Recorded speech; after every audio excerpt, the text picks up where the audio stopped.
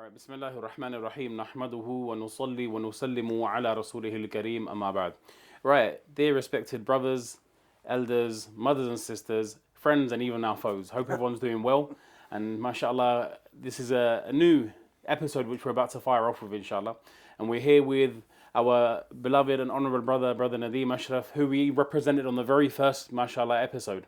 And that was approximately, believe it or not, we started our first one a year ago. So this is like a year later, man. Alhamdulillah, mad. So we're going to jump in live. This is unscripted, unprepared. But we're jumping into the Shaykhology Podcast. We're going to put Brother Nadeem, inshallah, under the spotlight, ask him some questions, inshallah, about a recent tour he went on. Winds of Change in Pakistan with the youth club, mashallah. And I'm not going to talk, I'm going to let the brother talk. So first and foremost, bro, alhamdulillah, jazakallah for accepting this request. No, thanks for having me on, bro. And it's always a pleasure, man, alhamdulillah. It's always nice to see you, it's always nice to link up, man, alhamdulillah. No, privilege is all mine, yeah, alhamdulillah. I'm going to jump straight into it, bro, because obviously I'm really thirsty to understand kind of this time, the Winds of Change tour. Give us some feedback, man. So like the one, this is their main tour of the sort of year, isn't it? The Winds of Change one. Yes. Yeah, how did it go this time, man? So Bismillah ar-Rahman ar-Rahim. So this 2023, this is an annual tour. Yeah. Which began in 2012 with Hamza Zortis and Adnan Rashid. They came for the very first one. The first one, yeah. Actually, I didn't know that. And every year we used to have different international speakers come on. Then there was a bit of a game changer in 2015 where some advice from local ulama, they said, look, if you really want to connect with the youth of Pakistan, the Desi, you need to grow, you need to become du'at, you need to become speakers. And it was Ziabai Raja Zialak himself who was the CEO. Until then it was him. And then he slowly groomed us, mentored us, start becoming speakers, mashallah.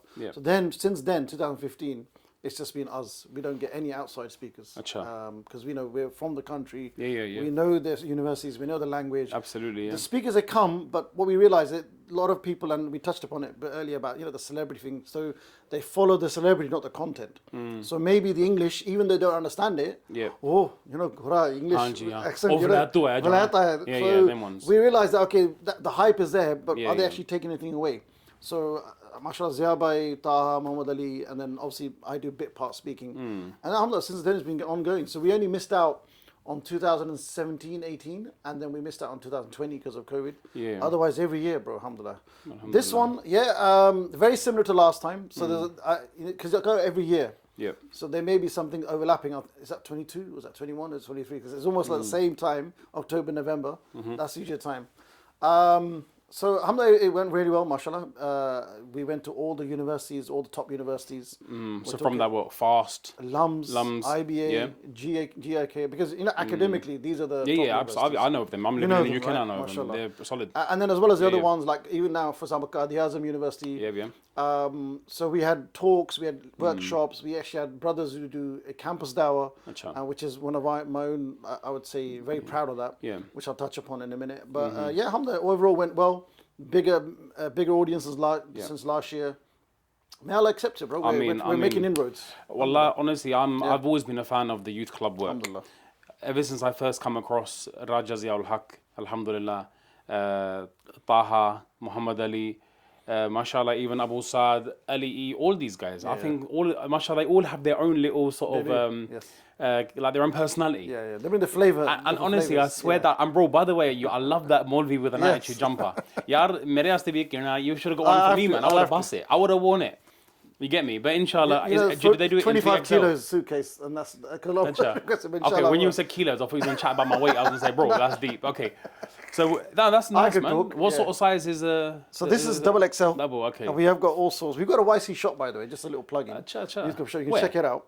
It's on, it's a website, it's Instagram. Right. So it's not physical. So you can order, it's got the prices on there, sizes on there. I'll send the link, and I don't want to be a plug-in. That's a good shout. No, please plug it. Check it out, inshallah. I think that's a good idea. No, I'm going to get you one, inshallah. This is my duty now, inshallah. Triple XL though, triple XL. Yeah, this is it. This is just a bit bigger, inshallah. I don't know if they do triple. That's another thing. Double XL and triple XL, Pakistan, there's different. When I used to think double XL, it's actually a medium. I've suffered from that. So Okay. you got maybe for you need to be careful with sizes because they're a bit more. So I skinnier. need to go 6XL. Well, they're a bit more skinnier over there. So Yeah, I suppose. Yeah, that's actually the Americans, isn't it? If you buy an American size, it's gonna fit. But yeah, Jalo, that's a good plug, mashallah. I mean, I love their work. I've always respected what they do, and what I like about it, look, we know that there's some fiqh differences, but that's cool. That's minor. That's the beauty of the ummah, that we can work with the fiqh peripheral differences and still have that level of tolerance. But it's that bigger vision, that bigger nazar, and that is we want to focus on the youth. We want to prepare and groom the minds of the future generation of Pakistan, because wallahi, them man, they're so influenced by alien cultures. Yeah. Whereas, honestly, man, putting aside the sort of, the deen is there, of course. The deen is, mashallah, pure and pristine. But even the Asian culture is a wonderful culture. You know what I'm saying? There's such a rich heritage in Hindu Park and the subcontinent. The family system and the adab, the manners. All of that. It's still there, bro. All of that. We touched upon this even last time, coincidentally. Come back to my point, because I went off on a sidetrack. I was talking about youth club, and I was mentioning Raja Ziaul Haq and the brothers. But alhamdulillah, their efforts, mashallah, are really praiseworthy. Going to the universities, doing those tours, doing those discussions. And alhamdulillah, I would actually say this has opened up a mad sort of, mashallah, a beautiful maidan. Yes. Now, you would hear about certain ulama going to universities. Like, for example, you'd hear of certain scholars. Mullah Tariq Jamil was one person who openly people accepted him. Yeah. Now, mashallah, because of that paving the way, like that was one drop to the ocean. Now, mashallah, Rajab is there, and also Aziaba is there, Dawah's there, all these other guys. I think it's, mashallah, a good thing going forward that they've facilitated this, and that's where the change is going to come, because these men are the elite, innit? Like, these men are going to be the future the sarbarah of the country. And if they don't have deen, then God knows what's going to happen, man. What are your thoughts on that? I mean, are you seeing the changes, or, I mean, what can we, because you've seen it. So, look, bro, because mashallah, you've been involved in dawah work and activism for a long time. And, maybe, I don't know, maybe it's my age. I just turned 47 just a few days ago. So, been around since the 90s, involved, alhamdulillah, on and off. You can't help but see the good, but seeing the negative as well. You just can't help it. So I want to give a balance for you, because I'm more of a realist than, a false hype. So there's the good side. So, and the positive is that I'm seeing a lot of brothers and sisters who come up to. I'll give you one example. We went to Bahria University in Karachi. Bahria. And we go to different universities, and alhamdulillah, I went to nearly every single university all over Pakistan, and all the majors, even Peshawar first time as well, which is very interesting. So in Karachi, as an example, one sister, she came up to me. She said, "Look, the hall was full." And this is a constant thing, by the way. All the auditoriums are always full, alhamdulillah, right? People trying to get in. Capacity-wise, how many classes? Roughly, as an average? No, I think 300-400. Maybe 500. Alhamdulillah. Some other places are even bigger, mashallah. So, just an example, like Multan, we had, which is a marquee, 4,000 plus. Wow. Nearly 5,000. So, and people couldn't get in. And this is a beautiful thing, because we try and capture that. Look, before, 10 years ago, they would go to like, a concert in Pakistan, and concerts do exist, and they still happen. And people are queuing up.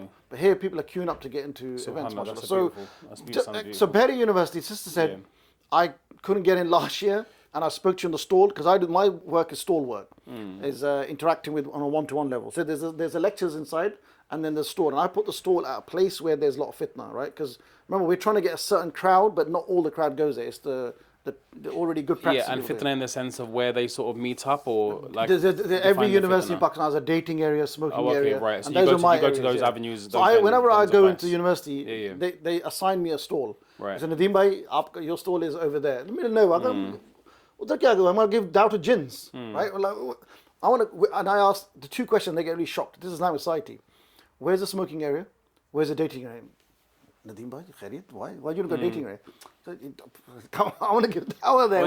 Why do you think I want to go there? They get shocked, because they're not thinking like that, bro. I'm thinking anyway. Yeah, absolutely. The sister went up, she goes, look, you could see my rebuttal now. Last year I couldn't get in, and I spoke to you. This year I couldn't get in again, and I'm speaking to you, but the progress is now. I used to wear hijab. I don't remember at all. But now she's wearing rabatta, and next stage is hijab. Alhamdulillah. So this is just one of many examples, bro, where people come up to us and saying, because of our impact, because of your lectures, because of your event, it sparked a change. And the way we market it, alhamdulillah, the way, not just the attire, the hoodies and the t-shirts and the caps, we're known for that, right? But it's the content. We're talking about what they are worried about. We're talking about the issues like you mentioned, before we started, about LGBTQ and this kind of thing. We're talking about these things. And Absolutely. And we're not complaining. That's the main thing.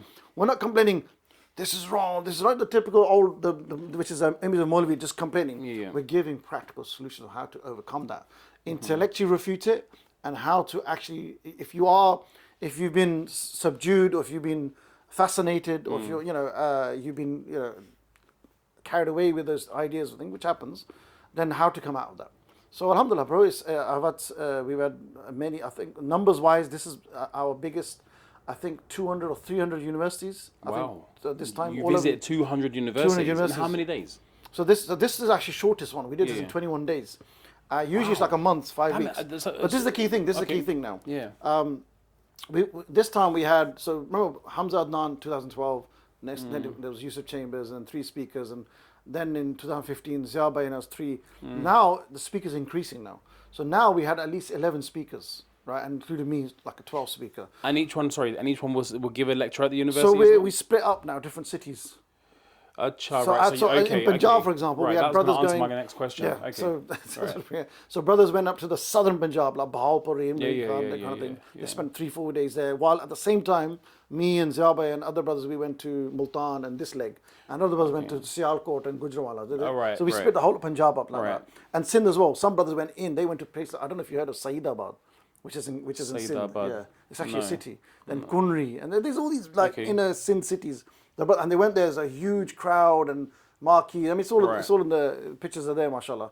So the brothers split up. So we covered, and in fact, I think it was when we went to Faisalabad that day. I can't remember what it was. We had, I think we had 10, 11 events in Faisalabad in one day. At the same time, Rahim Yar Khan, we had 3 or 4, and Gujranwala. So we had about 30 events in one day. Which is like a new record for us. Wow. So that's all of them. So which is inshallah going to cause a lot of impact, inshallah. Of course, alhamdulillah. Okay, so these that are some kind of successes, jazakallah for that. Yeah. That gives me a bit of insight because when you said 200 university, pro rata divided, that's like 10 unis a day. Yeah. I was thinking maybe Rajabai, schools, colleges, universities, so institutes. It's not like he has to go to every single one. No. He's goes to every single one. Yeah. Before they used to. Right. Okay. This is the complaint there. They're going like, it's not the same. We used to do 6 that's what I was thinking. in a row, and you don't want to get used to that. And now we do 2 and that's it. Now we just go and chill. Also, is there a sort of not an expectation but a desire to want to see Ziabe? Yes. From the people that, alhamdulillah, don't get me wrong, the other brothers, by the way, they're doing some great work. Yeah. And even interestingly, Dawah, Taha is more popular. He's later, but he's more popular. People want to see Taha. They ask about Taha. Exactly. Yeah. So this is my point: is that do people then say, "Yaar, aapne flana koni bulaya, aapne inko dawat nahi di"? Yes. Like, do they say that sort of stuff? They do. And okay. This is that's the mashallah love and the maqbooli that Allah is bro. in the hearts it's of the huge. people. I mean, subhanallah, the way when I spend time with Taha, the way they try and mob him, bro. Subhanallah. It's crazy. He's a mashallah really humble guy, man. He's beautiful. He's mashallah. I remember this guy. He was one of the. I remember we touched upon the last podcast, right? We did, yeah. He's part of biker, not a gang, but he used to just mess around with bikes. No salah, get parties, that kind of thing. Oh, yeah, I've heard and the whole story. Yeah, I know the and story. subhanallah, I remember, mashallah, when he first came to youth club, alhamdulillah, I had a hand in. I always say this really proudly. I'm the one who got him in. Yeah, that's your sadaqah jariyah. And there's a few others. That's always been my work, behind the scenes, alhamdulillah. So now see him progress like this, and the way he progressed from podcasts, and even the halakha he used to do I8 in Islamabad. That's where he made his a name, mashallah. And brother Ali captured him, and he, mashallah, his page, by the way, Taha, he didn't know. Ali Tasham had no idea that Taha had no idea that Ali made a page for him because he wasn't active on social media. And this Ibn Jalil was Ali Tasham's idea as well. So just marketing point of view. And now that page is like 1 million, just the Facebook page. Yeah, it's big, man. So that's Ali Tasham, mashallah, may Allah bless him. And Taha didn't know. I had the same sort of thing with my Facebook thing. Someone set it up and they just said, right, that's the best way. That's the best way, bro. Alhamdulillah. Yeah, alhamdulillah. Otherwise, I was no for so long, and they said, no, you got to do it. Facebook, I suppose, but there's always that thing, though. I never really, in the beginning days, it was that you can call it humility. I thought, there are people there, so I didn't really engage so much. I think most speakers should go for that stage. I think honestly, it's good to have that, but also there's a need for the whole da'wah thing as well. Look at the difference, mashallah, these brothers have impacted. Yeah. And this would be my request to maybe some shabab or some ulama that are listening is, one is having self-doubt that you haven't got knowledge and so on. That's a good thing to have. Yeah. But then there's one just being overly cautious, overly like ihtiyat and overly kind of like pious and humble. Because if there's an avenue to do good, do it. If the qualified ulama and the people, if they don't come in, then jokers and half-baked people are coming in. This is what the fitness and charlatans in some instances. Bro, this is happening. Yeah, it is. Anybody with a camera And, I mean... Yeah, I had someone forwarded me something last night, man. I don't want to mention too much. I don't want to give them man clout and mention their stuff, but they're trying to interpret Quran verses in light of feminist ideology, which is quite dangerous. Wow. It's like they're trying to say, like, for example, was it a verses, sister or a brother? And that's a sister. Okay. All I'm going to say is a sister from America, and they're trying to give this whack interpretation of what they think that one particular verse means. I don't want to go into it too much because it will open up an academic discussion. Yes. The point is that they're coming from that sort of lens that we have to make Islam, palatable to everyone in the world, and everyone has to like it. Look, there's going to be some things that people are just not going to like, but we can live in a state of tolerance and acceptance. Like, all right, cool, you do your thing, I'll do mine. You get me? But anyway, that's a bit of a bugbear I've got, connected to the point you just made about scholars being too humble. Too humble. Precisely. Because she's getting ilm from half-baked. Yeah. Just because she goes, in my research. So where's that research? And it's definitely not traditional ulama, bro. No, I wouldn't have thought so. And from what we discussed last night as well, when brothers get excited by certain speakers, and we're not going to name names here, just because, and this is one of my frustrations, bro. Just because someone's got lights, camera, investing money, that's it. He's the don. He's the main guy. Listen to them. Whereas ulama, who've got knowledge, who've spent 10 years, 15 years, 20 years, whichever background they're from, nobody's That's true. I mean, I'll give you one example. I'm building groups in the UK. Youth Club is, mashallah, getting interested here by following podcasts. And there's 3-4 groups now in the UK. And there's one group which has got 60 plus people. Now, all these brothers and sisters, some are fully practicing, some are on the journey. When I did a research over the last year, like who do you listen to, who do you follow, bro? They're all YouTubers. They're all there. And then I gave names of certain scholars, actually, like Sheikh Hamad Lakvi. I mentioned Mufti Tariq Masood. I mentioned Taqi Usmani. They said who? And by the way, these are not 20. They're not millennials. We're talking 30 plus, 35 plus, bro. Yeah, and he was rated. Sheikh Usmani he was voted as the most global, influential, powerful Muslim in the world. He was number one actually. Was it the last year, or the previous year? That's mad. Like, So if a speaker comes from a different country, and just because he's got the hype, and just because he's frustrated, and just because he's talked about science a lot, right? I'm not putting names. He's the man. We should be speaking with him. So, okay, we're not saying don't go to him, but first go to the traditional ulama who've spent time, rigor, and they've been spending day and night and their sweat to study and teach and learn. That's how Islam, isn't it? But there's this thing.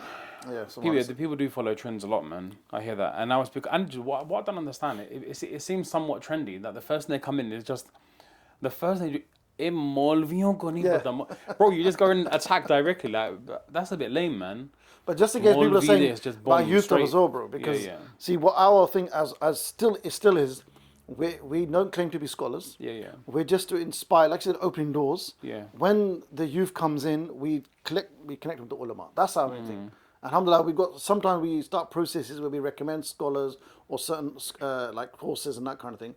That's always been our main thing. Always, like, so, but that entry level, and this is where the scholars, subhanAllah, like people like Dr. Suhail Hassan and others, they've said, look, you're the bridge. We can't connect with them. Who's Suhail Hassan? Dr. Suhail Hassan is the brother of Shoaib, Shoaib Hassan. Oh, yeah. Dr. Suhail Hassan in Islamabad. He's the head of... what, they're brothers? International Islamic University. Subhanallah. Son of Dr. Abdul Ghaffar Hassan, the famous scholar, let me make it clear. Suhaib Hassan, who was part of... the big, okay. Leighton, I didn't know this at all. Leighton, that's right. Yeah. MashaAllah, okay. He's got a brother in Pakistan as well. He's very knowledgeable, bro. Didn't know that. I remember, just to give him, like, a bit of credit, this is when I used to live in Islamabad. He teaches in one of the masjids in G10, and he was giving a halaqah in Arabic to Chinese students, and it was the books I read, I couldn't read. Like, so I thought, this is the kind of caliber. But that's the thing. They just get on with the work. Do you know what I mean? Do your own thing. So people don't know about these guys, and this guy's he was then 60s, so now subhanallah. Sheikh Fazl Alai, who's Ziyaba's main scholar. He's the Dawah specialist. He's got a book on Dawah. In fact, all the brothers you've got right now, they go to his halaqah every week. And I recommend any brothers go to Islamabad. If you go to his halaqah in Masjid Tirmidhi, I don't know why, this may sound weird. It's like you're escorted back to the time of the Salaf, bro. The whole invite, because he doesn't believe in cameras, so he's not on video. He's got his opinion. And very relaxed atmosphere. He's interactive. The Sheikh's put about 70 plus, bro. Wow. and he gets Arabic. It's just it's a I beautiful. think he does more tafsir, isn't he? He's Tafsir specialist, yeah. Tafsir and I've heard Dawah. his name being mentioned. And he got a gold medal in English literature from Achha. Punjab University back in the 70s. But Interesting. very talented. Alhamdulillah. So my point is, we inspire, Yeah. but we take them to ulama. Connect them to ulama. That's That's the a main good thing, man. Alhamdulillah, like I've said, I've always seen really positive things, and I'm just hoping and praying, man, that we can actually take some of our shabab and take a leaf out of that book here. What I mean by that, which leaf I'm talking about, there are a lot of youngster da'wah efforts that are taking place here, but wallah, what's becoming too common, man, is that people making mad ruckas over very small ikhtilafi issues. Yes. And that sort of type of hizbiyah that's being created is going crazy, man. And that gets viral. That's the stuff that gets viral. Yeah. And if you're not countering that, and then it seems like you're the waste man with no knowledge. You make the thumbnail accordingly, you know, like a versus thing. Yeah, you know, exactly. And that's not healthy, man. No. Going forward in UK, that's not healthy. I don't think that's healthy anywhere. No. And a lot of people, you know the truth, they don't want to get into practicing because they look at it from an outside bird's eye view that all these Maulvis are just fighting, bruv. All these religious people. It's like they're and the moment you become religious, you become intolerant. Yes. And you just start takfeering everyone, saying who's Ahlul Haqq, who's Ahlul Bid'ah. And it's like before, they would regard you as someone who was chilled out, you used to have a laugh with the boys. Beshak, na'udhu billah, that some of that stuff was haram, but you used to be chilled out. And now you come onto deen, you become super intolerant. Yes. I'm saying we become intolerant to sin, of course, but you don't become so rigid in your akhlaq. You get me? That's the stuff that's going to pull people. There's actually two ways of looking at what you mentioned about when young brothers, it happens in Pakistan, happens here as well, when I've engaged in stalls up and down the country, where Muslims are saying, you know, bro, I want to change, but you guys are always fighting. You Maulvis are always angry. You know, Zia Bhai says, Maulvi ke chehre 12 kyun baje hote hain? Like, he's always angry, this angry face, right? I mean, this attitude is not that attitude, by the way. This is confidence. That's, Maulvi with some class. Confidence, exactly. Like, rude boy Maulvi. So, the thing is, though, I empathize with that. I see what you're saying. There are some infighting, but again, that's because you're watching the stuff, content, which is entertaining.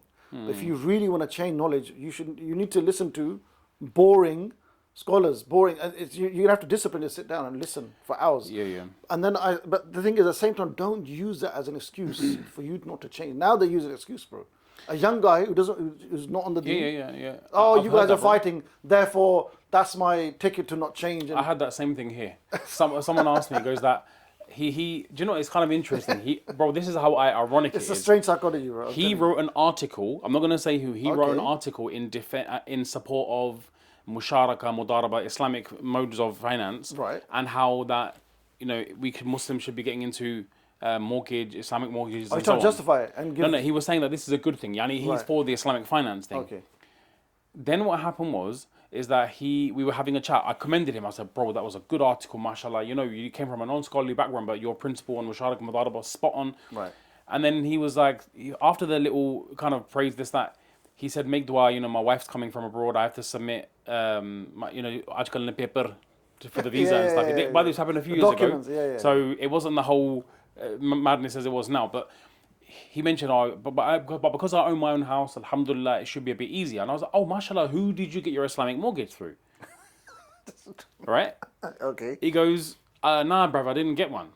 Like, mine's with XYZ High Street. And I'm typical, like, but bro, 1 second. What? Yeah. You just literally rinsed the system. And you were saying this is the alternative. Muslims should save themselves from riba. And he goes, yeah, but until you Maulvi don't stop fighting, I'm not going to do it. Allah di qasma. Exact words. Until you Maulvis don't stop fighting. I'm like, you Maulvis. Oh, Jazakallah, you actually regard me as one. So I'll take that as the privilege part. But the second thing, you're dumb, bruv. You're actually saying, until you don't fight. And that's like saying, okay, until you don't stop fighting, I'm going to eat a bacon sandwich. I'm going to have a shot of the X, Y, and Z drink. I'm even going to tell my kids to go and do some haram relations. Why stop there? Go all out. Go all out, bruv. You know, go all out. Well, that's such a stupid thing, because you're Where fighting. is it in any of a hadith literature that you're going to be asked this on the grave that why do you, we're going to be questioned because of the Maulvis? That's not, it's not going to cut it. And that's the problem. It's like holding a Maulvi. That word. You know, with a vigor. Yeah, exactly. So this is why I've always. I remember, subhanallah, right? Even when I graduate, I mean, I always make this very clear. The more you study, the more jahil you think you are. Allah di qasma. It's true. Because you actually realize that how vast this field of knowledge is. when you then study something new, then you think, subhanallah, this is just a whole new world. So I used to always call it out of humility. I say to my ustads, my student, don't call me fulana, maulana, this, that, dimkana, uncle. That's ठीक है, bhai, uncle. But then it was some of the locals, they took a thing to that everyone's calling you uncle, it's not. And I said, Ustadh. At the, and then some students, Sheikh, and I'm like, bas, isse aage Pakistan they do sir. Sarji. I'm used to sir. Wallahi, that's cool. Nadeem I'm like with it. Sir Nadeem, yeah. ठीक है, that's all good. Yeah. But the problem is that then, going not to the problem, but I don't like this whole, the name thing for two reasons. Number one, I don't regard myself as on that caliber, as that of, because I know what it is to be a real scholar, and wallahi, it's a lifelong endeavor. Number two, I think unconsciously there was another thing, bro, is that whole image, Maulana, Maulvi, like he must be eating halwa in his spare time.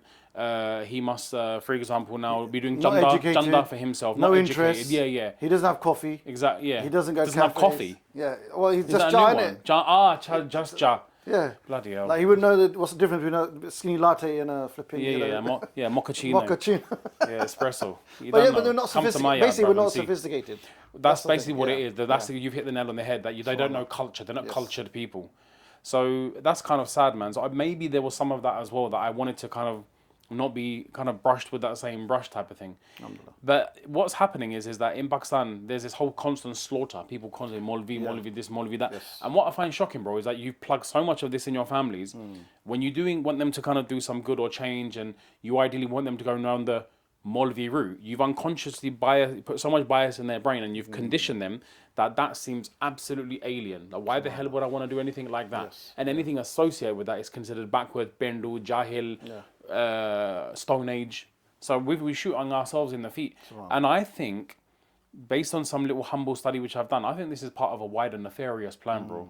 Okay. It's to cut people off from their ulama, scholars, the legacy, the ilm. If you can, because let's be real, who is it that's learning knowledge of deen? No one does, because you're not going to get finances from it. But the little few number of people that do, if you can cut yourself off from them, and then at the same time, people then take superstars, kind of, what's the word I'm looking for? Celebrities and them as the guides, then you've achieved the goal. Anything can go then. Yeah. Wallahu alam, I hope it's not as sinister as that. I really want to touch upon this in this podcast, is that, the negatives of, like, you could say, the work we're doing, Winds of Change, and the reason why I'm highlighting it is because... Bro, have a kajur or something, man. What are you saying? Okay. This is, I'm going to rub one now. This one. Is that, yes... brothers and sisters, the halls are filling up. Yeah, alhamdulillah. The podcasts, youth club, they're getting so many views, so many numbers of views. Yeah. The shorts, the long videos, GG. Reminders. But the thing is now, it's a case of, because my work is on the ground level, and this is why I love the Dawah stall. I'm always going about it. The street Dawah, Campus Dawah stall. Alhamdulillah, that's another feat that YC and whenever I give credit to YC, I want to give credit to the Dawah. The Dawah of Ahl Sunnah, the Dawah of Islam. Because YC is just a medium, bro. It could change tomorrow. Me and you've been through so many organization groups. We know it's not about groups. So right now, it's a wave. Who knows what's going to be tomorrow? And that's I've always been like that. Although I'm one of the oldest members of YC and a big, the biggest fan, right? But I know it's just a Zaria. Is that also the same thinking as the other brothers as well, though? As in, like, that's there also. Yeah. That's what I want to make clear, because that's what alhamdulillah, bro. I was there, look, I joined in 2011, and before that, I've been through many organizations, as you very well know. Some good, some bad, right? A lot of them bad. May Allah forgive us. But I learned a lot of stuff. And this is slightly bit about me, right? I've always been the observer type. I've only started speaking in the last 6 years, bro. Yeah. Since '94, my first stall in Crawley, outside the mall. I've always been a quiet guy and just observing, picking up things. And it's just filling my mind. All those, when YC first started, and alhamdulillah, Allah put me in a situation where I joined the Shura meetings, the strategy, how's YC going to go forward? I was there, just happened to be there. And when they asked my opinion, I was coming out with all this stuff, bro. And the brothers asked, brother, how do you know, which training did you do, which institute? Bro, this is no trade. This is experience. I've just been on this Crawley. This is Crawley. This is London. This is Dubai. So alhamdulillah, so this thinking about that, and I put it in the beginning, YC is just a method. I'll give you one example of how we practically manifest that. When we go to, for example, universities, when we engaging in dawah, and a young guy who's non-practicing or whatever, or sister comes, non-hijabi, when we talk to them, we don't care if you join us or not. We're not here to get membership. Yeah. We're not here to Jamaat, Hamari Jamaat, we're the best. All the others, no. We just want you to stop sinning, have a relationship with Allah and seek knowledge. After that, do what you want. You want to go in Jamaat, Tabligh, go Tabligh. You want to do this, you want to seek knowledge, you want to go start a charity, whatever. Just stop sins, that's what. You want to join us, it's up to you. And that's the difference, bro. And I think that's the brothers still understand that. It's not about that join YC. In fact, we don't have to cater you anyway. So that's the main thing, alhamdulillah. So, but going back, negatives is that a lot of brothers and sisters now, they need to question themselves. Are they, okay, whether it's Brother Taha, whether it's Muhammad Ali, whether it's Ziyabai, Ali Tisham, whichever brothers, mashallah. We have Mughira as well, Brother Wajuddin, all these brothers, mashallah. Quite adept now, alhamdulillah. At first, I can understand that there's that fandom. It's there. Maybe with you as well, mashallah, with your tours. That's fine. I actually, I had a different view, now I've changed. That's your entry point. You had maybe your intention was, I love the guy. I've had some brothers say this to me. Listen, I didn't listen to a word that brother said, but I love him. It does that. Okay, that's okay for a certain extent at the beginning. But if it's like, for example, every winds of change, let's say you're in university, you've heard Taha's or Ziyabai's 8 lectures. After the 8 lectures, now start looking at the content now. Right? Forget the face, the cap, the image, the celebrity. He came on screen, he was on behind it. When I say screen, I mean YouTube, right? Anybody on YouTube is a big person, important person. But now start looking beyond that. And what's happening right now, it's a bit of worry, and I hope it goes to the right trend, that there is, is it really the content or is it the celebrity speakers? So there's 2 ways. Look, it's a good discussion to have. I don't know what your thoughts on it. We're filling the halls like I said, every year more universities, every year the halls are increasing. This is a Pakistani point of view. But now the worry is, because I'm seeing a lot of brothers and sisters who added to me on social media, 3 years ago, they said, I came to your event, first time, amazing, I love Taha. And I see them now, they're still sharing music stuff. They're still going through stuff. You can see their stories, isn't it? So where's the change? That's a bit of worry. Do you know what I mean? So that's a difficult one, because you need this is another thing. Having the one odd event, although that's like the spark, isn't it? Yes. It's how do you capitalize after this? It's like you can have these ijtimas and these these annual events or so. Like you had in, mashallah, in the other mosque. Yeah, we was there in Birmingham. Brilliant, that was good, alhamdulillah. Oh, you mean the Sri Lankan one here? Yeah. That was solid, beautiful. Mashallah. And like how we have our annual event here. And our annual event here in Langley Green is because we want to save people from getting into fitna, man. Bro, mash up things happen on New Year's, you get me? So at least we can offer some alternative, that if a brother's thinking, I'm going there out of boredom, well, you ought to come to the masjid. You get me? Come to the house of Allah, bro. But on that note about the whole chain thing, there needs to be this consistency. I want to, you mentioned something about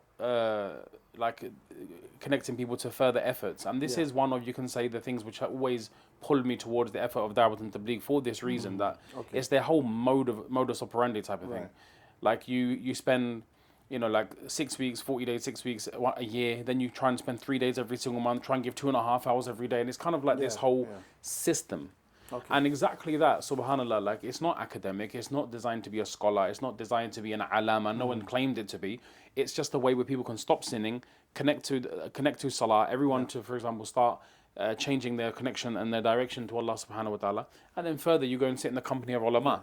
So judging by that success that they've had, it's just something that is a regularity. So although the winds of change and the annual events, they've definitely got their place. Is there something that happens, or can there something happen where they have a monthly program? But for that, you need the volunteers. You get me? It's now look, it depends on funding. It depends on So, alhamdulillah. So we got 3 setups. We got Islamabad, Lahore, and Karachi. So in Karachi, Brother Wajuddin, Brother Haider, and other brothers and sisters, mashallah, now they do have regular halakas. So regular weekly halakas. Some of these are a course. So they go through like some book or something, which is a study. Some are just general discussions. So they got all flavors. Islamabad, you have that as well. Like, for example, Islamabad, and this is another beautiful success and something I think we should do here.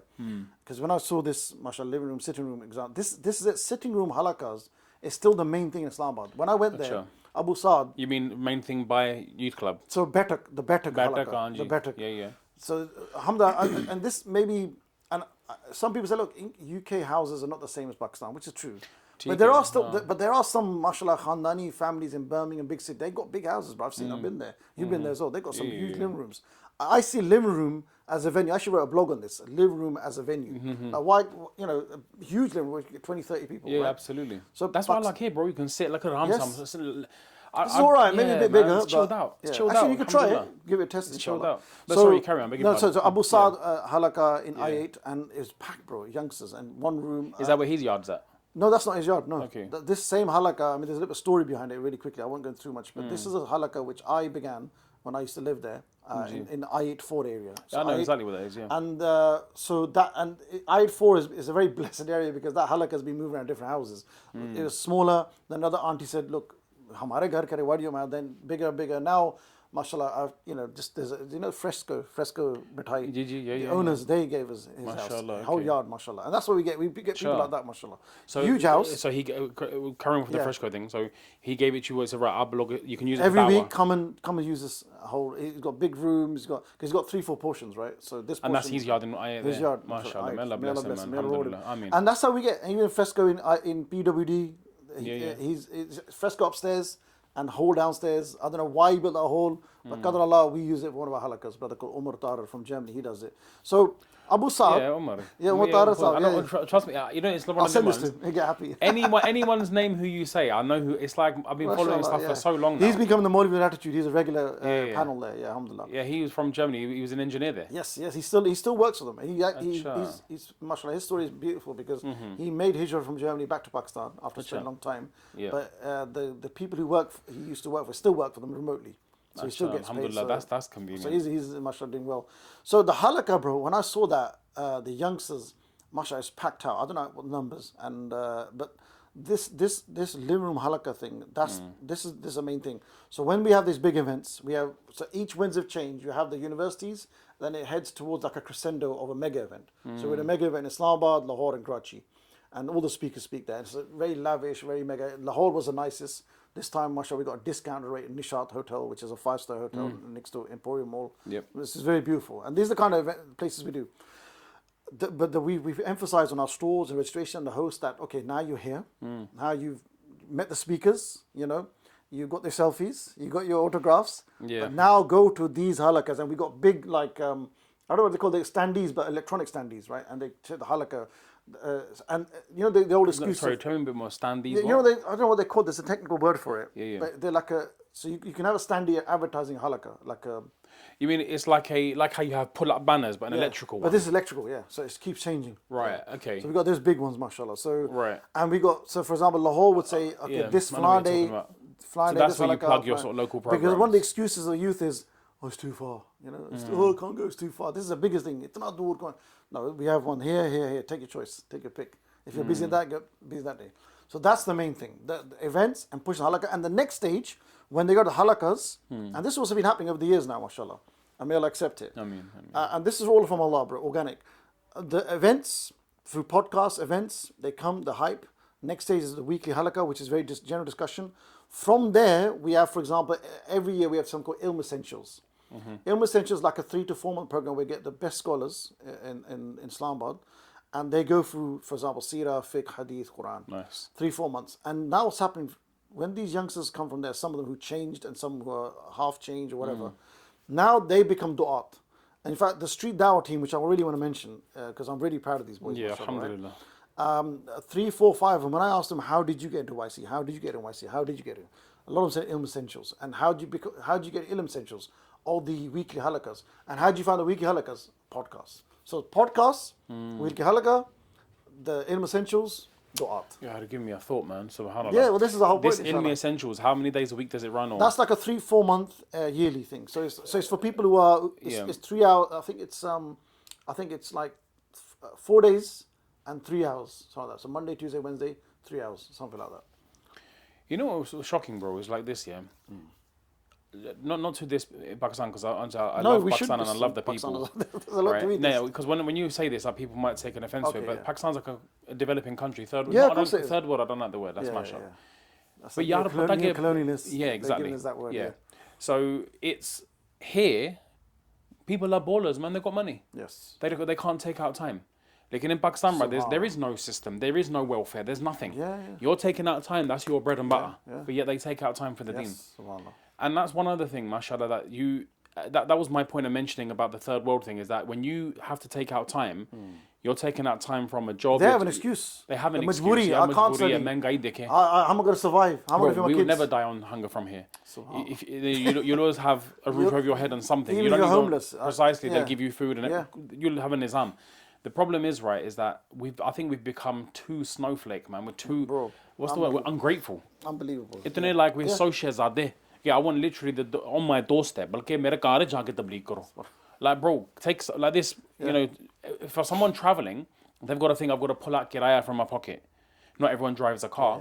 We majority of us how drive much cars. it cost? There's a 2 litre gallon, so it's going to cost £10 to get to London, you know, or £20. Yeah. They cost that, but they're not realizing what you're saying, the benefit. The benefits of it. And because they make these sacrifices, Allah, you know, Allah if you strive for Allah, He'll open up paths. And that's what I think it is. We need to develop that mindset of struggle, to give something back for the sake of, when you do it for the sake of the deen, for the sake of your islah, then Allah, and if it's, you're putting mujahada behind that, Allah Ta'ala will open up ways. So while you were saying that, my mind was going, because you know I said to you, I've had some thoughts. This whole ilm essentials thing, if you were to do a course like that here, people are just, subhanallah, not interested, man. And you know, one of the we sad don't create the things, interest. That's the thing, isn't it? There's two things. I was going to come to that right now, just in case if anyone thinks I'm being pessimistic. We haven't done the groundwork and the kind of prep for that. Number one, but number two, bro, because we're migrant communities, everybody came here for one reason: money. That's it. And the mindset is so different. Har banda instead of ye keh rahe, I want money, bruv. I want to earn big money. I got to. Yeah, there was some shabab here, bruv, in Curries. You get me? Literally just down there. How many youngsters you got? Muslims.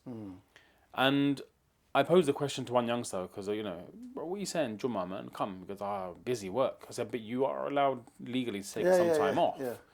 You can say to them, look, I've done 4 hours. Could I go just for 15 minutes, half an hour? And alhamdulillah, you know, people are, if it's something of importance, people are really kind to accommodate. This is what they're very good at. If you I've just tell never them had an issue. I've never had an issue. Just do your, you know, due diligence at the beginning. Just tell them I need this time, this Jummah, this Friday. But we don't want to do that. In the first, we know they'll sack us. Precisely. And there's also embarrassment. They're like, when I ask for my religious rights, they probably think I'm going to pull out Qurans and buy, or, you know, do like how the people do Bible dawah or something like that. I don't know what's in their minds. Like how you have a perception of a Jehovah's Witness. I'm a Bible basher. I'm now a Quran basher. Aliyadu billah, to use such a stupid word. But I don't know what it is, wallahu alam. But this was the couple of the boys' excuses. We're working, we're busy. So I'm thinking, didn't the family say to them, Yaar, you're working in Curry, Jummah padhi ya nahi? Namaz padhi hai ya nahi? The same family that sent them to go, Ji ja putar kama, soniya rotiyan kama, tu paisa kama. Why the hell didn't you ask him if he prayed namaz or not? Why didn't you ask him to pray salah? So the whole tarbiyah is not coming from the home at all. So because everyone's come here for one purpose and one purpose only, to take out time seems absolutely an absurdity to some. So, but there's two things. One, we haven't done the effort, and coupled with that, you're up against a big thing. But I do have hope. And the hope is this, is that if the effort is coarse and solid, inshallah, you can make an impact, man. Yeah, absolutely. No, alhamdulillah. Definitely. And it doesn't come overnight. The effort of da'wah, you got to do it for a long period. It's a long-term thing. It's not just go in there, guns blazing, Allahu Akbar, conquering, you know what I mean? It's not like that. You got to... A lot of youth, they want, and this, I suppose, is a different topic, but people want overnight change, impact. It's not going to happen like that, bro. And with this sort of culture now, with the quick, what's the word I'm looking for? Instant gratification culture. Bro, you're up against a big challenge. But we can't lose hope, alhamdulillah. I just realised, maybe I'm slow. IG, Instagram, instant gratification, Instagram, and the nickname for Instagram is IG. It's just instant change. It doesn't happen like that. It's a long time. But that's the thing. People don't have the discipline which you need to build of sitting down. And by the way, I'm not perfect. I'm trying to, this is a struggle. I want to sit, I want to learn. But actually sitting down and being bored. I'm sorry, there's nothing wrong with being bored. People want entertaining way of knowledge, but you've been there, bro. You've must have traveled in different places. Alhamdulillah. You've had to sit in all sorts of different environments. You had to. That's discipline. It's bro. tough, man. You know, you didn't have any podcasts and air condition, or you had to sit down really and the way. And this is the thing. And the scholars themselves, they're not all charismatic speakers, are they? No. Most are not actually. Some are not. No. Completely Most opposite. are not. Yeah. In actual fact, there's one Shaykhul Hadith. He is from South Africa, one of the most oldest sort of ma'had or institutes, Darul Ulooms of South Africa, Shaykhabdulmajid Rahman. Right. So he comes here sometimes. He's very old and senior. In terms of knowledge, the guy is absolutely phenomenal. I mean, he's just so thorough. And in the actual, the kind of the traditional Dars al-Nidami, the Alamiya course, there's not a single book that he has not taught. And all fields, so Nahu, Sarf, Balagha, Insha, like fiqh, usul al-fiqh, all, like mashallah, really, they could refer to him as like a walking library type person. But if his manner of delivery is very, what we would refer to as bland. Yeah. But it's very academic. But that's needed. It's very, it's not very charismatic. It's not, you know, like, for example, what captivated me with Mufti Tariq Masood Sahib is his charisma. He's a very charismatic speaker. He's very unique because he's a scholar as well as a speaker. So he's got a lot, like these brothers here, they've got a lot of charisma. You know, Raja Ziabe and so on, they've got a lot of charisma in the way they talk. This Sheikh who I'm referring to, he's not a charismatic speaker. He's a very academic type, very thinker. And it's like when you hear him speak, so it's more academic. I took a couple of youngsters once and they found it boring, and I was like, I get it, because he's just one of those academic guys. He's talking about in the hashia of this, and in the sharh of this, and in this, for example, now the rad on this, upon this, and you're thinking, what's he talking about? It's just too academic. We've got to create that taste. But that's the point. We've got to build that taste. So I suppose here the point is, going back to your point, I'm just reflecting more, that you have to, that not every majlis is going to be entertaining. No. Not every majlis is going to be entertaining. But it's once you develop that sort of desire for the knowledge, then you actually sit in that, because the depth that this guy is going to is like, bro, I need to sit here. Man's chucking some mad pearls to get me. So but that's what's happening now, mashallah. When I went to Dr. Fazal, I went to one of his class. So I'm looking at these kajur. Let me rub another one, man. Go ahead, bro. Go on. So his class now, mashallah, it's almost like fard now. Like all the brothers who want to get involved with YC, they have to sit in there. And some brothers have said that he speaks very slowly. And you know, subhanAllah, I remember when I just went one class, and one brother didn't know, but he got up. He just came in. He came late anyway, the geezer, and he started recording. And brother, nahi karo beta, nahi karo. It's such a funny moment. But he didn't know. He got like he was trembling. And then after the sheikh was like, "Beta, aapko chai pata nahi. I don't believe in, you know." So, but the brothers go there, and although his sheikh's got a certain way. You know, he's very punctual, bro. He gives you a look if you're late. Like he walks there. He doesn't go to get a car, although he's old. He's very old school, bro, mashallah. And it's beautiful to have that. But this is the brothers. And now I know why Ziabai said it. You have to go because you have to experience this. The sit down, and the humility. Because you know, if you're in a conference, it's loud. There's nashees. There's a buzz. Here it's completely different. Sheikhs are like really, but you need to do that, bro. That robe as well. When you need to have a robe and everything. So that's going on, alhamdulillah. So mashallah, we're trying to do that. You remind me of an incident, right? This is in like sort of Delhi area. There's a few. Back in the days, what used to happen is that here in Delhi, India, Delhi. Yeah, Dars al-Nidami, India. Okay. Dars al-Nidami in UK. What used to happen is that students would get to the traditional Dars al-Nidami syllabus to become a quote unquote alim or get the sanad.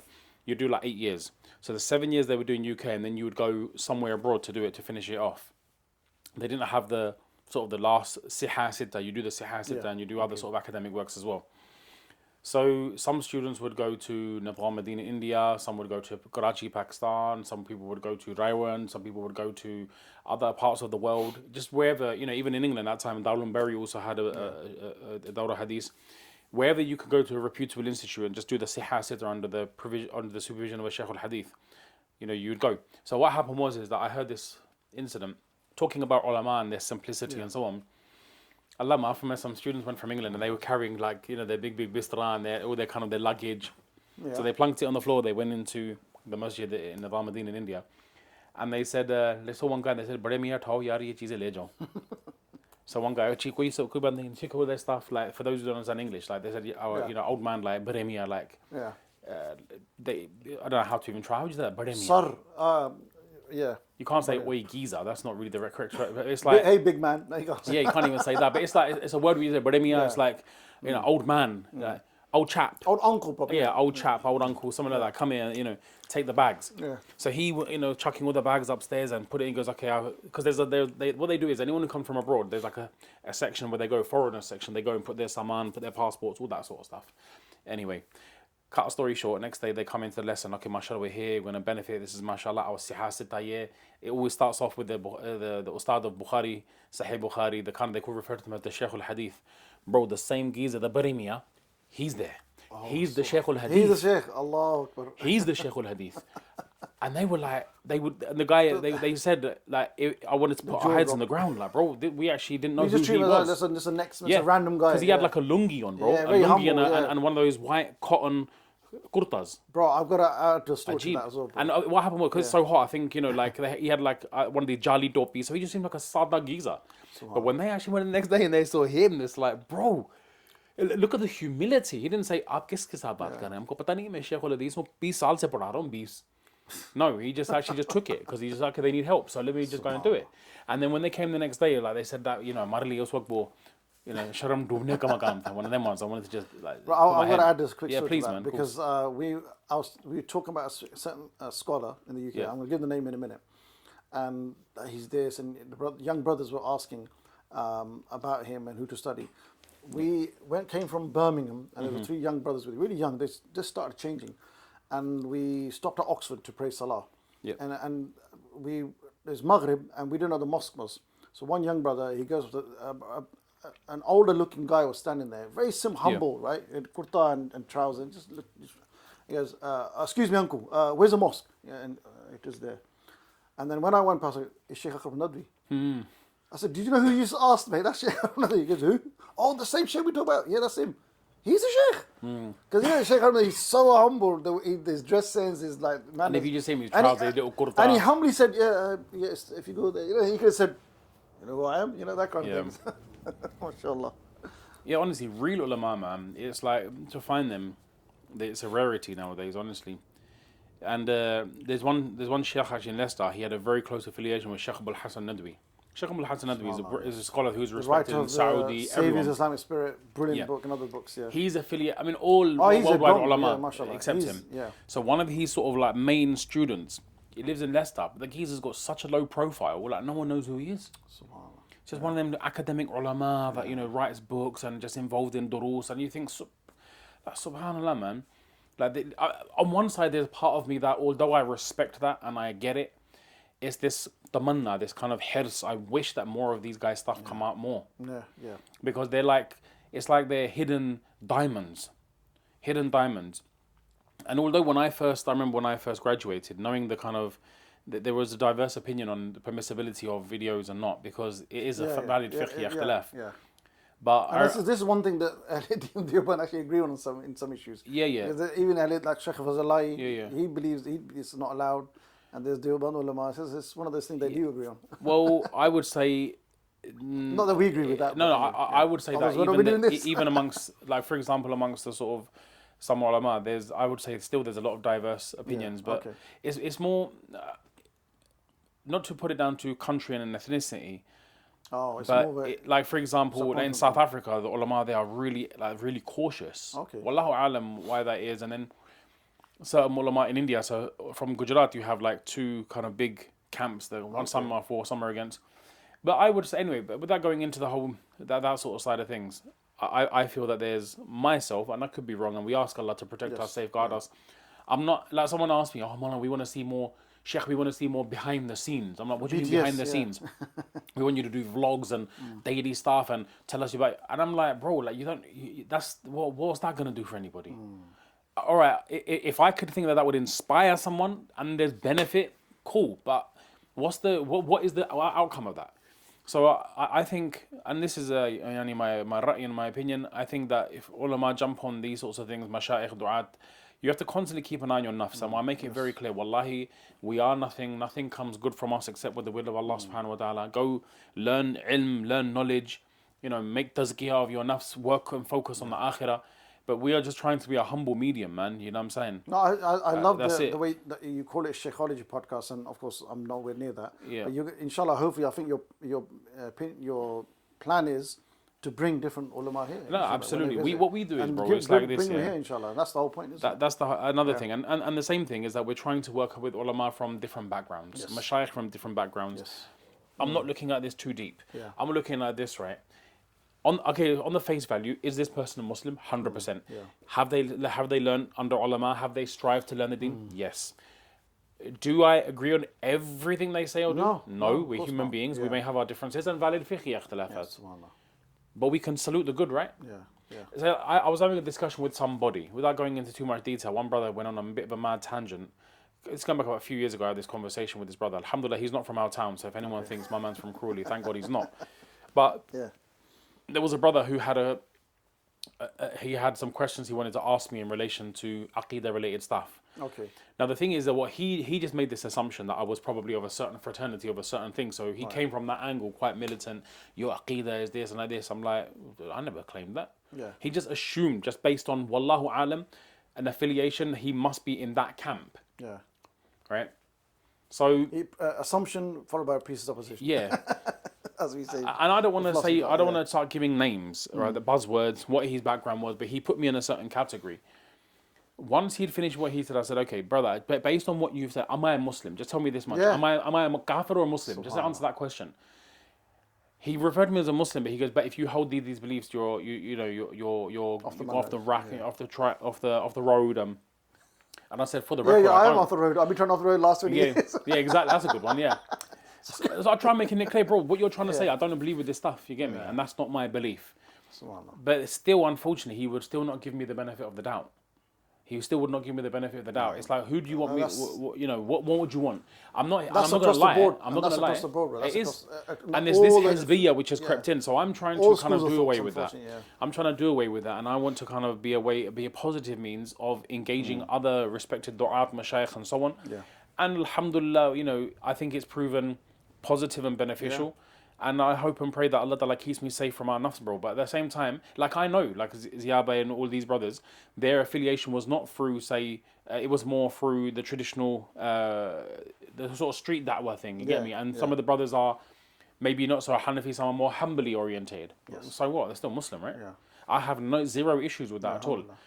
If a person's going to focus on these sorts of hyper small, fine differences, then in all fairness, you don't stand a chance. Even Ziyabe mentioned, I remember last time I was with him and he goes, shaykhabdulmajid, I've seen this stuff, brilliant shaykh, and I want to see more stuff with him. So he said that, mashallah, himself. Good. So, alhamdulillah. Alhamdulillah. Good in the sense that I'm glad that, mashallah, people are benefiting. Yeah. Alhamdulillah, and that's what we're trying to do. We're trying to kind of reach out to different people, trying to do our thing. And we're going back to the whole shaykhology thing, because alhamdulillah, I thank Allah that I've had some background in Islamic studies. But the other thing is more sort of counselling, psychology, psychotherapy, and I'm a therapist. So the idea is I would love to call some people on that have that sort of knowledge around mental health and have those discussions. And that's the thing we're going to be doing. That's a little thing 100%. I've got planned for next year, for 2024. And that is focusing on mental health issues, things related to counselling, psychology, psychotherapy, marriage counselling. Big drama we got, man.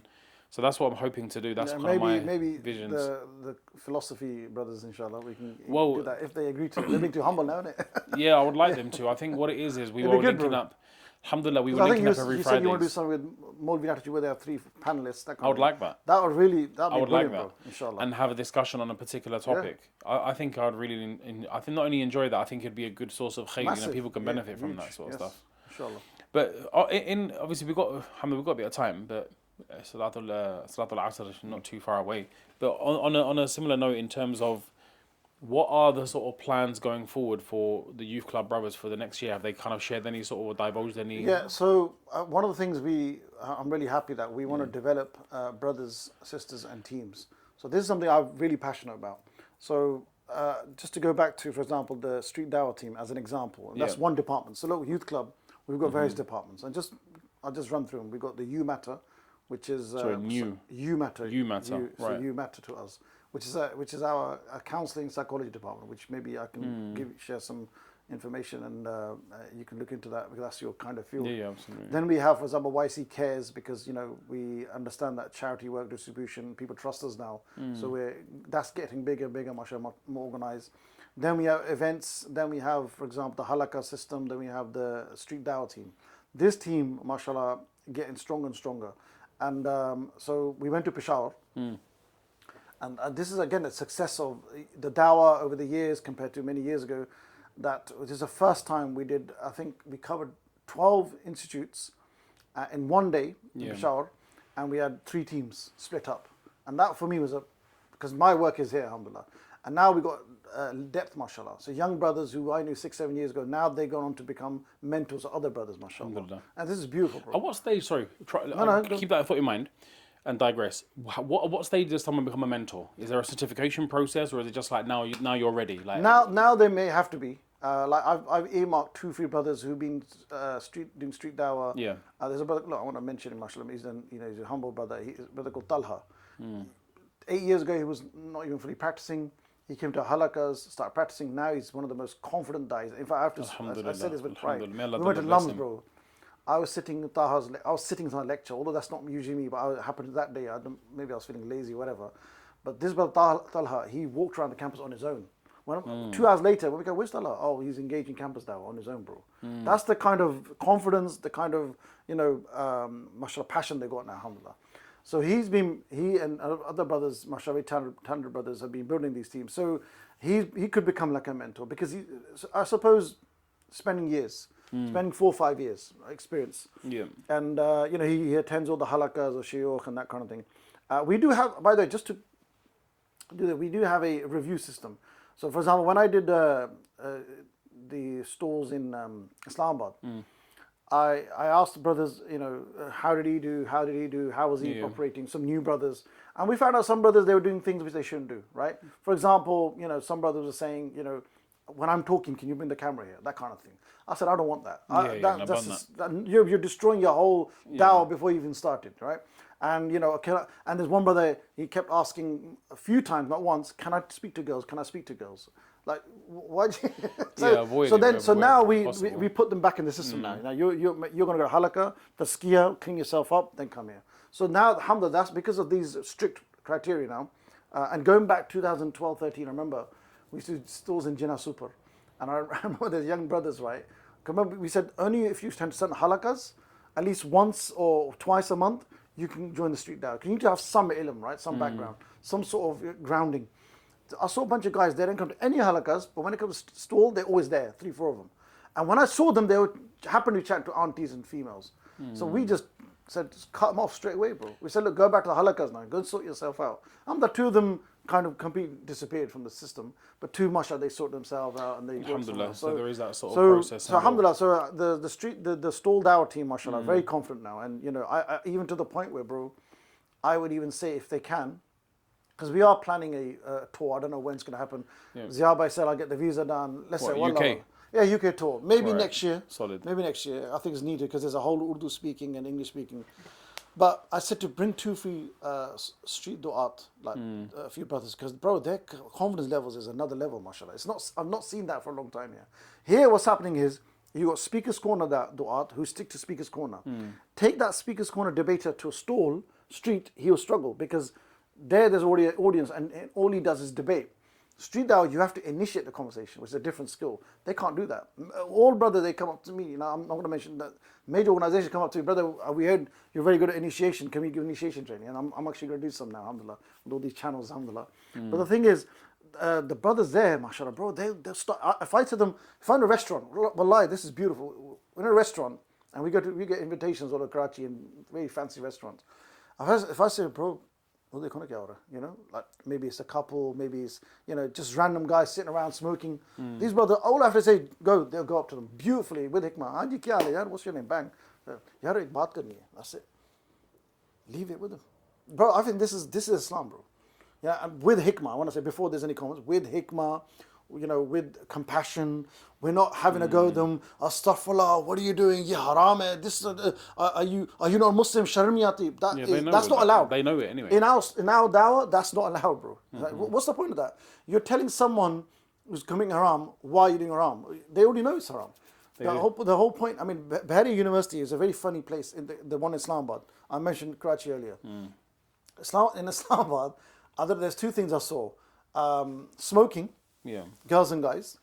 And earrings. Like, we went to all the different universities. Boys wearing earrings. Boys, it's like, is it like a trend here or something? Like, like certain universities in Pakistan have a trend. There's a university in Lahore called UCP. You know what it's known for? TikTok University. TikTok, because it's known for the craziest pranks and doing TikToks and that kind of thing. Yeah, and all sorts of fitna, right? So every university now has its characteristics. That goes to show how sheepish people are, It's crazy, bro. It's crazy. Someone just wears earring and other people start doing it. So I saw one guy, and for me it's good. You know why? Because as a da'i, because what happens is you want to engage with the right people. Yeah. The secular, the liberal, So when they wear that, there's a sign that they're not fully practicing it. I'm not saying we're perfect, but of course. And then when we engage, and when we go say, bro, how you doing, bro? I love your jacket. I always pick on clothing, and I speak a bit of English obviously to win them over. Yeah, do you say it's a real jacket? Outclass jacket, yeah. Outclass. Kya fit. No one uses outclass here. I know, that's what I'm saying. Pakistan, isn't it? I would never use that. I'd get violated. Outclass, yeah. It's like a transcendental level of class. It's like I was sitting in a gathering, right? And I was just having a little banter with some brothers. I said, yaar, roti badi tight si, yaar, tight. And the guy looks at me and goes, you're such a pendu, man. Who the hell said tight? It's just certain things you pick up in it. When I was studying there, you pick up certain words. I picked up there, yaar, outclass. Outclass, yes. Kya shan. Anyway, astaghfirullah.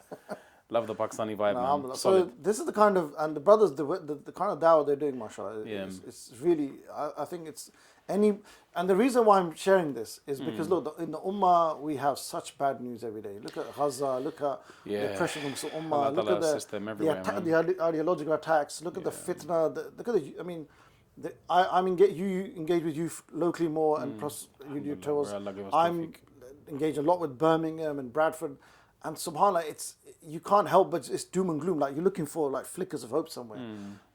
Things like if you look at it from ummah point of view, when you see young brothers like that who've left their way of life. And by the way, a lot of these brothers from the street dawah team, they come from good background. They come from a good background and good families. Good families, stable families. Their dad's a businessman, multiple business, that kind of stuff. But they kind of had a bit of a dodgy, like they had a bit of a rocky because past. they're spoiled, isn't it?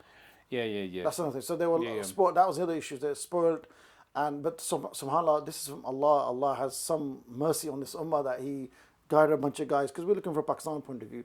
And it's very unique. So this kind of thing, like you said, we need to bring it here, and ummah needs to watch it. And one thing I'm trying to work on now is more English content. So this time I said, look, because I'm an English speaker and I've been pushing Ziyabai, because if you wanna spread the YC style of engagement, not YC but YC style of engagement, you have to do English, at least subtitles in English. And a lot of my videos are now being, alhamdulillah, I recorded quite a few podcasts with Maudin actually twice, and other brothers as well. So, and the ummah should be proud of this.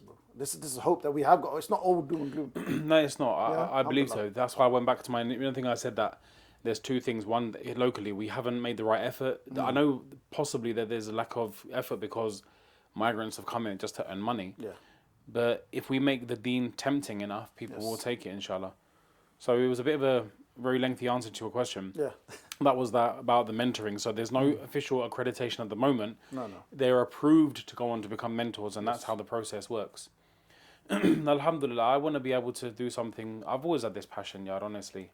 Every time I travel outside Crawley is, I don't know, alhamdulillah, there is hope because people here are financially stable, bro. It's not like, people have got good jobs. People aren't, it's not like we've got, it's not a cartel here. You've seen towns and cities around the UK as well. Some mashed up stuff going on. So there is hope.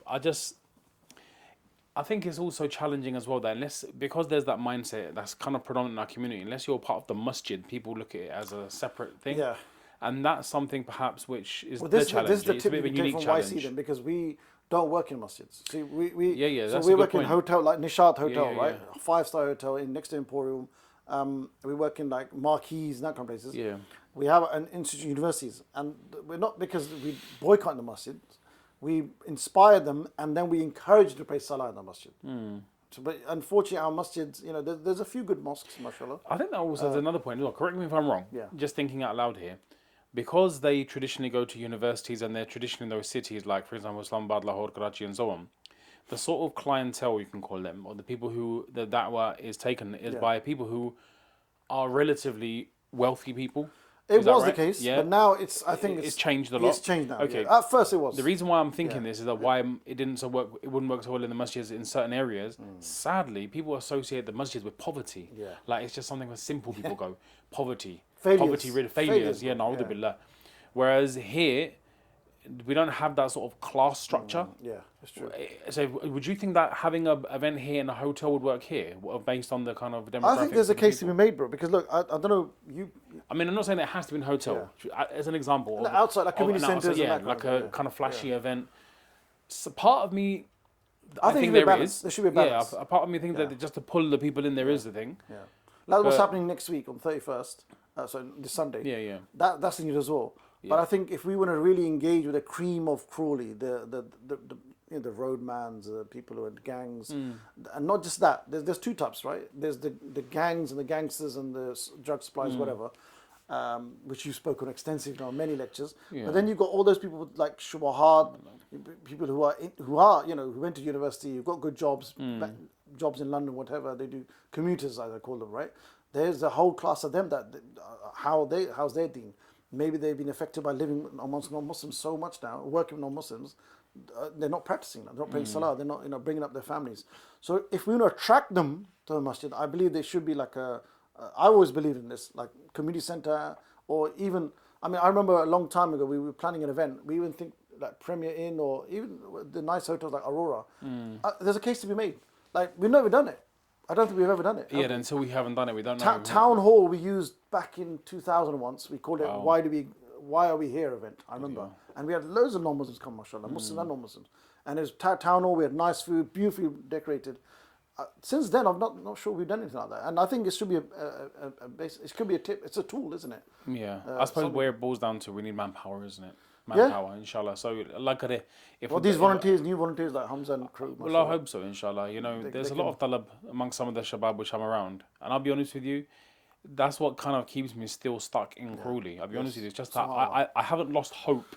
Yeah, I see where, you there's something there, bro, that I'm thinking, it's dare to say, something's going to happen, man, inshallah. If it doesn't, the only thing that really I take solace and comfort is knowing that there's a hadith, actually, where the Prophet ﷺ mentioned that on the Day of Judgment, Anbiya, some will come, some will have, there will be Prophet that have one follower, some will have none at all. But he won't be robbed of his mansab of Nabuwah. He'll still be a Prophet. Yeah. And that's what, status, precisely. Yeah. And the Prophet mentioned himself having the largest following and so on. But the success of any da'wah organization is not the number of followers you have. And how do you know who you're going to inspire after you expire? Yeah. You might inspire somebody. The sadaqah jari you leave Precisely. So that's what keeps me here. Although because I'm kind of in my nature, I'm quite a hasty guy. I'm thinking, bro, if I were to go to Birmingham, I could inspire 1,000 people. But same thing. But it's possible I might inspire one person who inspires 10,000 people here. But so I don't Allah's know. put in this situation. Yep, look, alhamdulillah, I'm like happy. I keep saying, bro, Allah if anyone can complain, me and you can complain, because we've had a few slapped around. Unfortunately, we've had some literally been sad slapped around. Yeah, may Allah we've forgive been us. abused. It's like now, check out this. This sheikh that came from Trinidad and Tobago. He's never met me before, but he prayed here. Alhamdulillah, he had known of me from Trinidad. Right. So, I said to him, had I known, I would have, mashallah, sat down and chilled him for a bit. Yeah. He goes, when I knew this was your local area and I was hoping I would meet you actually. I'm like, where did you hear of me? You usually pray over there, but you prayed here. Yeah, exactly. Mashallah. He's seen some stuff online and so on, and he said that, I've got a friend, right, who literally follows everything you've put online. And he even said, if you see this sheikh, please give salam to him from me. And I'm like, subhanallah, look at that. Mashallah. While we have, obviously, I said to him, Jazakallah, make dua and Allah forgive us for our shortcomings and Musafir, just come back from Umrah last night. Just while I was on that conversation, one of the elders came. I don't want to mention who. You know him, I know him, everyone knows him. And it's okay because there are elders, we hear it. He goes, Aapko hame milna chahiye. You should come and see us. And I said, gee, uncle, I agree with you. I'm just very busy. He goes, main marunga to fir, once I die, then who's going to carry on doing this thing and that thing? Okay, and that one, I'm like, cheeky uncle, what you're saying is 100% correct. And what it is, I said to the guys after he left, I said, look, don't worry, we're from here. Yeah. We know the whole story. We're the youngsters, they're you elders. know the behind the scenes. Yeah, they're elders. Yeah. But it's a challenge, isn't it? Why am I sharing that? The challenge is when you're growing up in the local area, people will remember you when you were younger. So to take you seriously, is sometimes, we knew you, bruv. We knew you. So when we go out of town... Stigma you will never get rid of. I've got the stigma still there, bro. It's like, absolutely. I mean, Tawbah, what else do you want to do? What more do you want to do? Yeah. Precisely that. It's like now, even on the online dawah thing, Allah. you may have said something and affiliated with something. Because of that, bro... For life. For life, you're sentence, literally... Okay, La ilaha illallah Muhammad Rasulullah. You let me say my kalima again. Just accept me now. No. You're still not.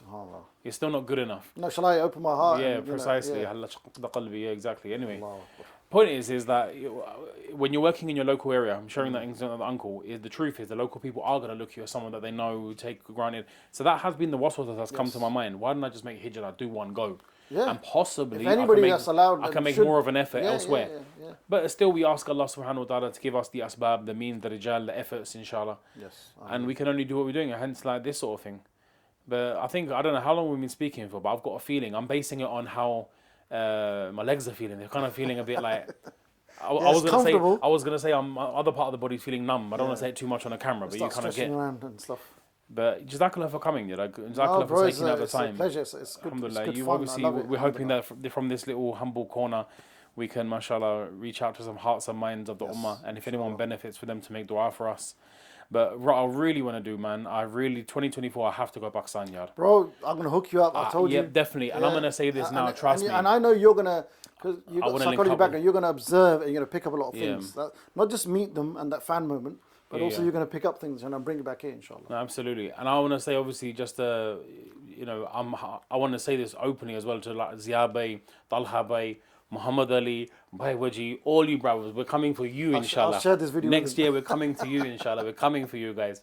You know what I mean? I just want to the first thing I'm going to do is just give them a hug. That's the first thing. Jazakumullah for all the efforts. And there's so many names. I don't want to miss anybody. With the whole YC team, man. Really respect what they've done. Alhamdulillah. So I think, bro, on that note, let's finish off here, inshallah, because obviously Asr is coming up as well. And again, if you benefited from this particular discussion, make dua that Allah Ta'ala preserve the efforts, inshallah, take it further. Make dua for all the da'wah organizations, like YC that was mentioned, Youth Club Pakistan, and others, inshallah. And wherever you are in your local areas, take an active interest in your local da'wah effort. Speak to the local mashayikh and ask them, what can you do? What can you be part of? How can you be assisting the da'wah? And inshallah, on that note, I'm going to finish off here. Request for du'as.